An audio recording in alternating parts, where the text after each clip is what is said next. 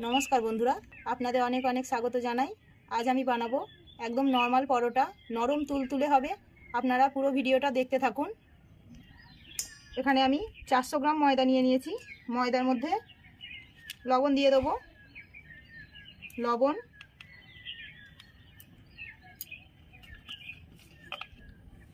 দু চামচের মতো সাদা তেল দেবো, বেশি দেবো না।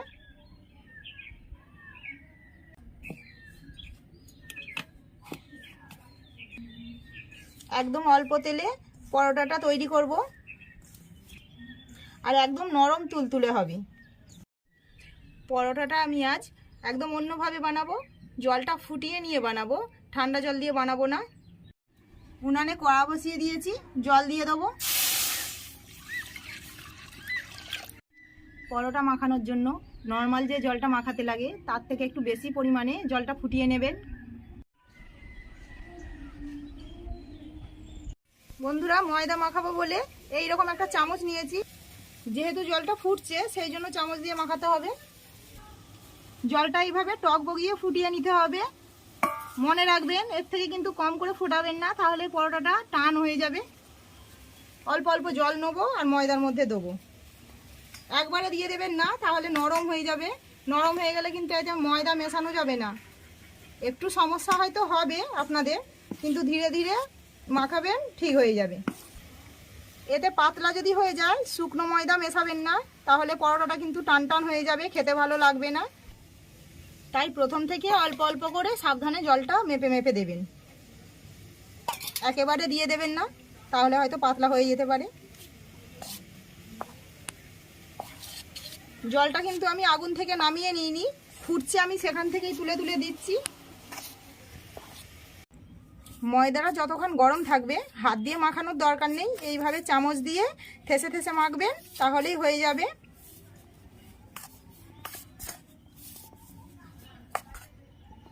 গরম ময়দা অবস্থাতে পাখার তলায় দেবেন না, তাহলেও কিন্তু অসুবিধা। পরোটাটা খেতে ভালো লাগবে না। ময়দার পরোটাটা পাখায় গেলে ময়দার এই গাগুলো শুকিয়ে শুকিয়ে যাবে। দেখুন ঠান্ডা ঠান্ডা হয়ে গেছে। চামচ দিয়ে মাখতে মাখতে এবার আমি হাত দিয়ে মেখে নেব।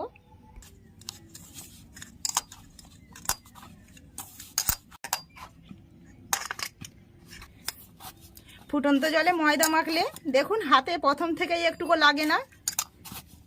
আপনি যদি 400 গ্রাম ময়দাতে 10টা পরোটা হয় আপনার, তাহলে ফুটন্ত জলে মাখালে সেটা আবার 13টা হয়ে যাবে, 3টে বেড়ে যাবে।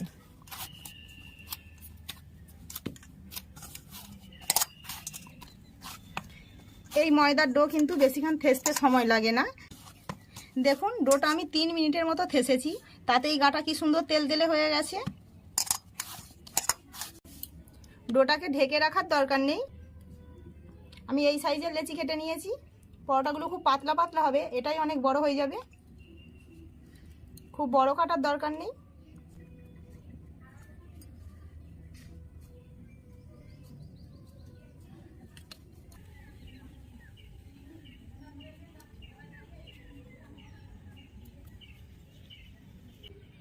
সব লেচিগুলো রেডি হয়ে গেছে, এবার বেলে নেব। পরোটাগুলো তেল দিয়ে বেলবো। সামান্য তেল লাগিয়ে নেব বেলন পিঁড়িতে।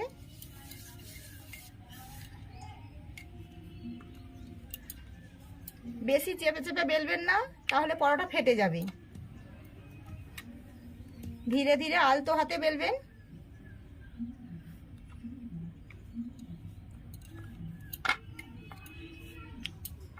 যত পাতলা করে বেলবেন তত পরোটার স্বাদ ভালো হবে।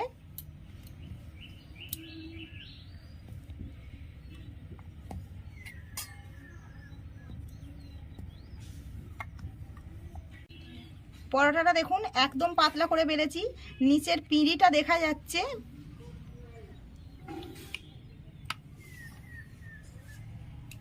আরও একটা বেলে নেব। সামান্য তেল দিয়ে বেলবেন, বেশি তেল দিয়ে বেলবেন না, লাগে না বেশি তেল, অল্প তেল দিয়ে বেললেই হবে।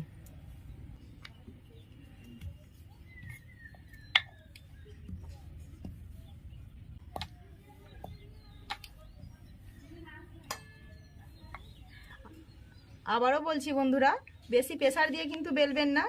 আর কেউ যদি এইভাবে এই 3 কোণা করে না বেলেন, গোল করেও বেলতে পারেন। এটাও বেলা হয়ে গেছে, তুলে নেব।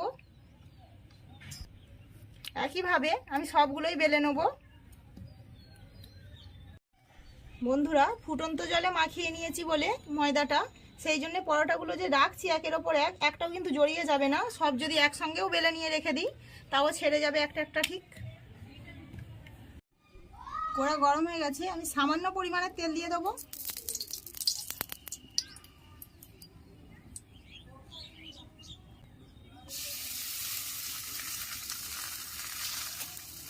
আঁচটা কমে রেখে ভাজবেন।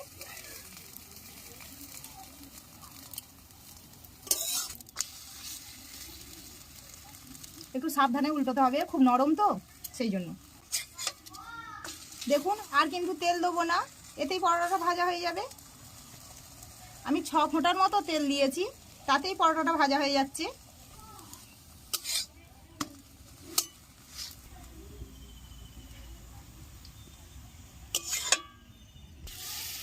কড়াতে এখন আমি তেল দিইনি, এমনি দিয়েছি পরোটাটা।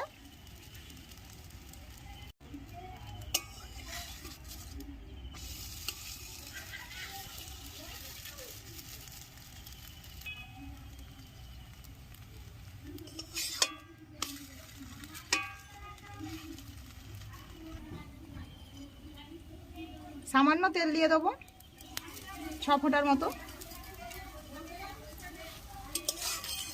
তেল দেওয়ার সঙ্গে সঙ্গে পরোটাটা ফুলে যাচ্ছে।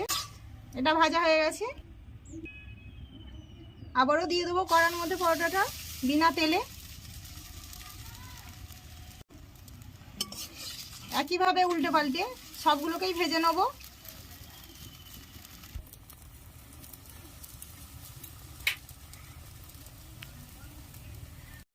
দেখুন বন্ধুরা, পরোটাগুলো কত নরম হয়ে গেছে। আমি আপনাদেরকে একটা টেনে ছিঁড়ে দেখাচ্ছি। দেখুন, হাতের মুঠোর মধ্যে একদম ধরে যাচ্ছে। না খেলে বুঝতেই পারবেন না কতটা নরম হয়েছে। দেখুন পরোটাগুলো কতটা পাতলা হয়েছে, একদম কাগজের মতো। এই দেখুন, এই রকম করে বেলে নিয়েছিলাম, একদম পাতলা, হাত দিতেই ছিঁড়ে যাচ্ছে। আমার রান্না যদি আপনাদের ভালো লেগে থাকে প্লিজ আমার চ্যানেলটিকে সাবস্ক্রাইব করবেন আর ভিডিওটিকে লাইক করবেন। ধন্যবাদ।